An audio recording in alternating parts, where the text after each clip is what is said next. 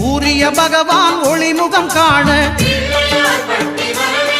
அங்கு கற்பக தருவின் நெற்றியில் மலரும் இருளை விலக்கி உலகை எழுப்பும் ஞாயிறு அங்கே குடியிருப்பான். அவன் ஆனை முகத்தனின் அடியவர் மனத்தில் ஒளியாய் வந்து கொலுவிருப்பான்.